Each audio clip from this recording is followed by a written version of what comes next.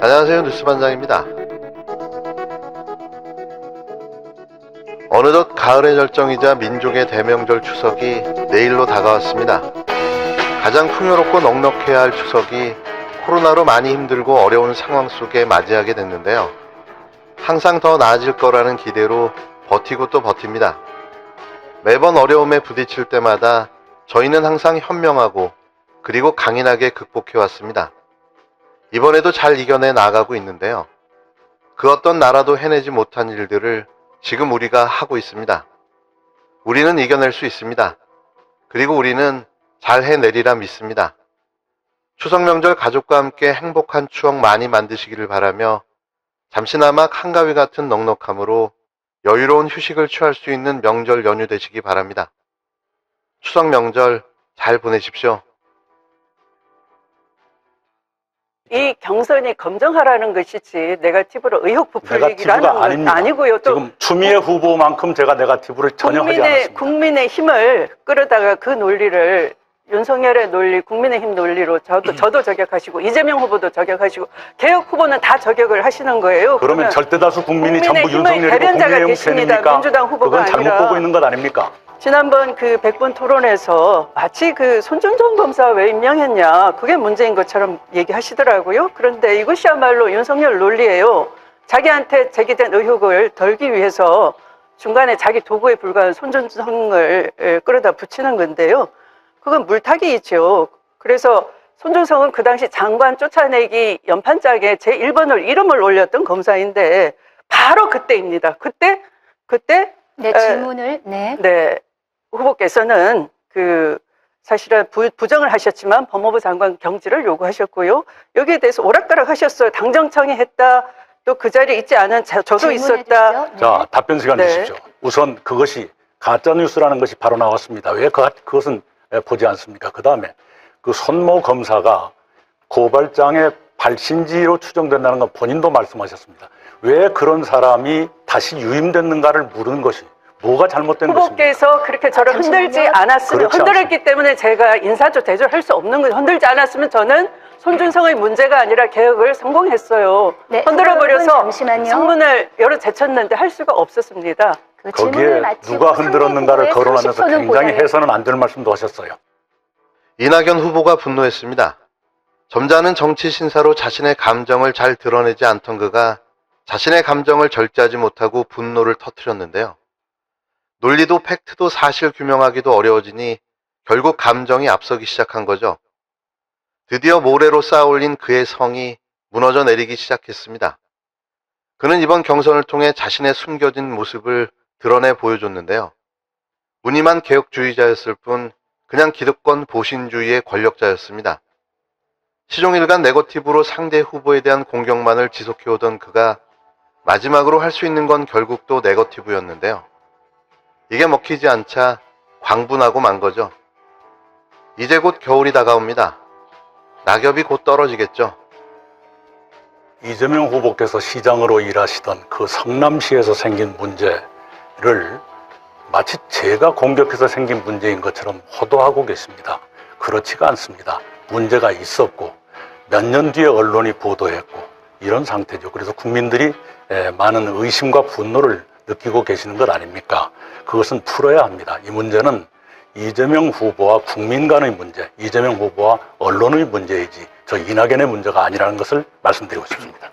모든 언론이 말하니까 의혹이다. 그래서 질문한다라고 하는 후보는 민주당 후보가 아닙니다. 그러면서 광주에서 지지해주지 않으면 정치 인생 끝난 것처럼 하시는 것도 우리 광주 분들이 이해할 수가 없을 겁니다. 지역주의를 볼모로 삼는 태도 바람직하지 않습니다. 명분 없는 호소, 이곳 분들이 쳐다보지 않을 것입니다. 호남은 당장의 대세가 아니라 미래의 대세를 만들어 주십니다. 호남의 전략적인 선택, 절묘한 선택, 흥미진진한 선택, 민주정부 4기를 만들어갈 저추미애를 선택해 주십시오. 네, 존경하는 국민 여러분, 저는 어릴 때 광주 민주화운동이 폭동을 알았습니다. 언론인, 이분들 거짓말해서 저 같은 사람 속였습니다. 그래서 언론개혁 반드시 해야 됩니다. 개혁 정신이 바로 호남 정신입니다. 저는 개혁 정신을 일상에서 실천해 왔습니다. 기득권과 두려움 때문에 피하지 않았고 싸웠습니다. 그리고 말이 아니라 행동했습니다. 앞으로 뭘 하겠다는 후보가 아니라 이때까지 뭔가 해온 후보를 선택해 주십시오. 약속은 누구나 할 수 있습니다. 그러나 실천은 아무나 하는 게 아닙니다. 19일 더불어민주당 호남 지역 경선을 앞두고 열린 민주당 경선 후보 TV 토론회에서 성남시 대장동 개발 사업을 두고 이재명 후보와 이낙연 후보가 설전을 벌였습니다. 이낙연 후보는 민간업자가 1100배의 수익을 올린 것을 두고 설계에 문제가 있는 게 아니냐고 압박했고, 이재명 후보는 보수 언론의 일방적 주장이라는 취지로 받아쳤는데요. 먼저 주도권 토론에 나선 이낙연 후보는 이재명 후보는 단군 일의 최대의 개발이익 환수이고 모범적 공약 사업이라고 했는데, 또 국힘당 게이트라고 했다며 국힘당 게이트라는 것을 언제 알았냐고 포문을 열었습니다. 또한 야당 게이트라고 했고, 본인도 검경 수사를 촉구하고 빨리 수사를 원한다고 받아들였다며, 그런데 당에서 이재명 후보와 가까운 분들은 국정조사나 증인 출석을 거부하고 있다고 한다. 보도가 잘못된 것이냐고 압박했는데요. 특히 민간업자가 1100배의 이익을 얻은 것을 국민들께서 납득하지 못하고 있다며, 이재명 후보가 공정경제를 강조하고 부동산 불로소득을 뿌리 뽑겠다고 했는데, 그와 배치된 결과에 국민들이 놀라고 화난 게 아니냐, 역대급 일확천금 사건이라고 비판했습니다. 이재명 후보는 민간 사업자들을 경쟁시켜 가장 좋은 조건을 제시한 업체를 채택해 5,500억 원을 성남시가 가져왔다며, 민간 사업자의 주주들이 누구였는지 우리도 궁금했는데 결국 KBS 보도를 보니 주주 중 절반이 과거 제가 공중분해시켰다고 생각했던 그 토지 매입업자들이었다. 절반은 저에게 빼앗긴 게이트라고 반박했는데요. 1100배의 수익을 올렸다는 지적에 대해선 1억 원짜리 자본금 회사가 500억 원을 투자받아 250억 원을 남겼으면 50% 이익이냐, 아니면 1억 원에 250배 이익이냐고 되물은 뒤 그들 내부의 투자가 어떠한지 관심도 없고 가져서도 안 된다. 우리는 성남시에서 확정된 4,500억 원과 이후 1,000억 원까지 5,500억 원을 확보했다고 거듭 강조했습니다. 이게 정말로 부정사업이라고 생각하십니까? 네, 턱없이 많은 이득을 얻은 것은 당연히 국민들로부터 의아함을 받을 만하죠.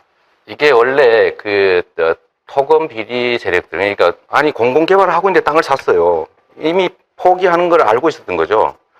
그리고 거기에 국민의힘 권 정치인들이 관련돼 있었고, 또 그 후에도 보니까 그 사업 추진하는 핵심 세력들이 국민의힘 정치인들 다 영입해가지고 작업을 하고 있었잖아요. 저희는 알 수 없었지만 이게 곽상도라든지 아니면 저한테 이 사업을 통째로 빼앗겨버린 그 사람들이 네. 저하고 유착했을 거라는 상상을 하시는 겁니까? 아니죠. 모른다고 하시는데 어떻게 계속 모를 수 있었을까?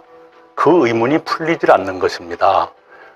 이재명 후보는 굉장히 정의감의 화신인 것처럼 지금 말씀을 하시고 그러는데 11배의 이득을 7사람이 전부 독차지하고 있는데, 자, 그렇게 말씀하시면 성남시는 25억 원 투자해가지고요 5,500억 벌었는데 이거는 어떻게 생각하십니까?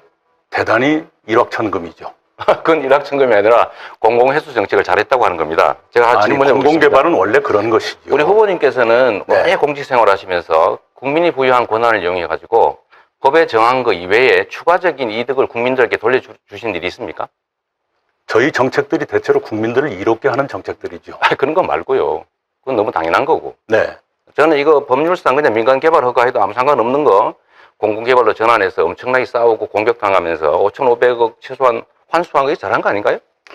그 과정이 지금 여러 가지 의문들이 나타나고 있지 않습니까? 언론들도 매일 그런 의문을 제기하고 있고요. 그걸 네. 제가 제 입으로 일일이 말씀드리지 않겠습니다. 보수 그것들이 언론- 지금 풀리지 않고 있는 것입니다. 보수 언론과 야당 정치, 보수 정치 세력이 공격을 하면 그게 옳은 거라고 생각됩니까? 지금 보수 언론뿐만이 아니라 거의 모든 중앙 언론들이 문제 삼고 있지 않습니까?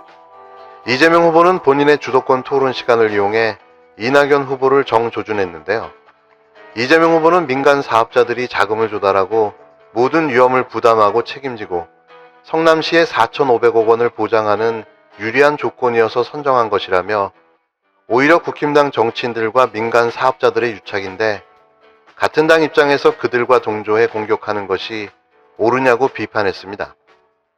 아울러 시장이 가진 권한으로 불로소득을 막으려 노력해 성과를 냈다며, 왜 더 환수를 못했냐고 하는 것은 방화범들이 소방관에게 왜 더 일찍 오지 않아 피해를 키웠냐고 묻는 것이라며 불 끄려는 노력을 해봤냐고 이낙연 후보에게 묻고 싶다.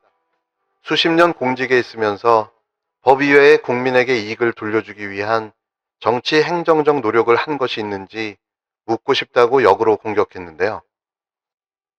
저희는 직접 사업을 하면 좋은데 토지 매입 자금을 조달할 길이 없기 때문에 민간 사업자들이 모든 매입 자금과 사업 자금을 조달하고 모든 위험을 부담하고 모든 사업을 직접 수행하고 위험이 생기면 전부 책임을 진다는 조건으로 무조건 성남시에는 손해보든 이익보든 무조건 4,600억 정도를 보장해라고 해서 제일 유리한 조건을 제시하는 사업자를 선정했고요. 두 번째 선정 후에도 제가 920을 추가 부담시켜가지고 그 사업자께서 저한테 법정에 와가지고 이재명 시장이 공산당 같더라 이렇게 비난했어요. 그들은 실제로 저한테 피해 입은 사람들이고 또 국힘 또 새누리당 그 정치인들과 유착되는 사람들이 맞는 것 같은데 그들을 비호하는 세력이 저를 공격한다고 해서 같은 당 입장에서 그렇게 동조해가지고 공격하는 게 옳다고 생각하십니까? 오늘도 이 후보께서 말씀하셨다시피 기득권 세력의 어떤 저항을 무찌를 수 있는 사람이라고 늘 말씀하시잖아요. 네. 그런데 왜 그걸 못 하시고 한참 지난 뒤에 지금 보니까 또 그런 게 있었다라고 그러니까. 말씀하시는 건 그건 뭐냐 이거. 18천억 가량의 이익이 보장되는 사업을 추진하고 있는데 제가 그걸 제동을 걸고 공공개발을 통해서 5,500억 정도 환수했고 그 후에 그들이 예정된 부동산 수익이 예정보다 땅값이 2배 가까이 올라서 늘어난 것을 저의 책임으로 지금 지적하시는 겁니까? 누구의 책임이냐가 아니라 토건 세력과 국민의힘당 사이에 그런 유착관계가 없어진 줄 알았더니 있었다는 것 아닙니까? 그런데 그러니까 그 당시에 시장이셨다면 그리고 지금 이재명 후보께서 선거 과정에서 말씀하고 있는 그런 기조라면 당연히 그런 게 뿌리 뽑혔어야 옳지요. 그 뿌리 뽑는 것은 국가사정기관이 하는 일인데 제가 검찰, 경찰, 감사원의 수없이 많은 감시를 받으면서도 이거 특히 그 사업 주체들이 곽상도니 뭐 원유철이니 그런 사람들이 있었다는 거 아니에요. 근데 저 아무 문제 없이 지금 7년 지나도 문제 아니 없었잖아요. 제가 그걸 묻고 있질 않아요. 그 네, 사람들이 잠시만요. 그렇게 하는 네. 것을 왜 막지 못했는가? 정말 지금까지도 몰랐다가 최근에 알게 됐는가? 그걸 말하는 것이죠. 네, 이게 이재명 이 후보님. 후보가 네, 관여됐다고 제가 말하고 있질 않아요. 추미애 후보도 불로소득을 추구하는 권력과 금융자본의 카르텔 문제라면서 분노의 화살이 왜 이재명 후보에게 가느냐며 감싸고 나섰습니다. 이낙연 후보를 향해서는 언론이 뭐라고 하면 다 따라가느냐며 국힘당과 보수 언론에서 대장동 의혹을 키우면서 윤석열의 국기문란이 덮이고 있다는 것을 어떻게 생각하느냐고 공세를 폈는데요. 나아가 경선에서 검증을 해야지 네거티브 의혹을 부풀리고 있다며 국힘당과 윤석열의 논리를 가져와 저와 이재명 후보를 저격한다. 개혁 후보를 다 저격하고 있다고 일갈했습니다.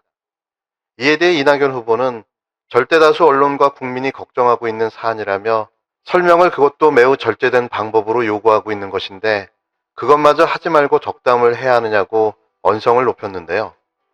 추미애 후보만큼 네거티브를 하지 않았다고도 주장했습니다. 이 대목에서 두 후보는 치열하게 맞부딪혔지만 이내 이낙연 후보는 꼬리를 내리고 말았습니다.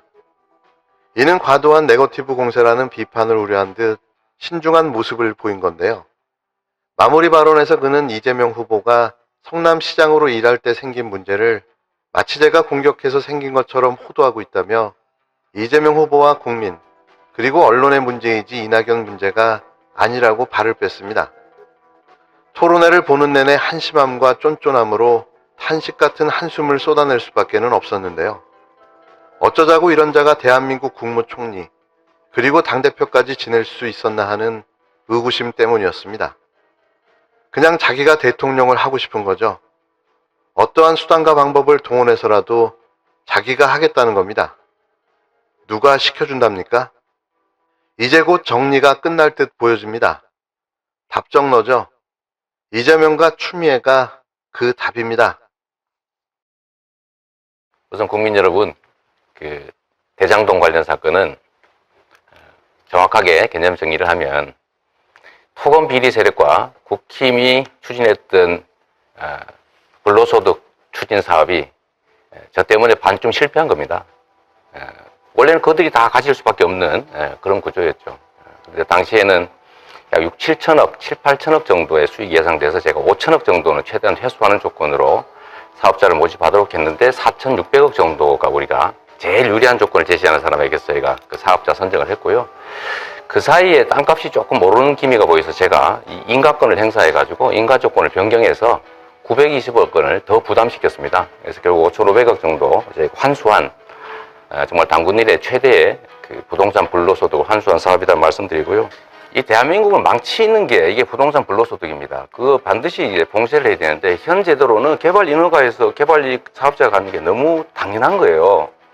이걸 막기 위해서 저는 개발이익으로 그냥 인허가로 공짜로 그냥 불로소득이 생겨나면 그걸 공공으로 환수하는 제도를 통째로 만들고 싶습니다. 이 점에 대해서 어떻게 생각하세요? 네, 그래서 저도 그런 개발이익 환수 제도를 부동산 공개념 3법에 빨리 추진하자고 네. 말씀드렸는데 네. 이낙연 후보가 말씀은 그렇게 하시고 실천은 안 하세요. 네. 국회의원직을 그만두셔서 하실 수도 없을 것 같습니다. 이게 호남의 정신은 개혁 정신이고요. 개혁 정신은 열심히 일하는 사람이 그에 상응하는 보상을 받는 겁니다. 그 돈 부동산 투자해가지고 돈 벌게 하는 거, 불로소득 얻는 거 정말 막아야 되거든요.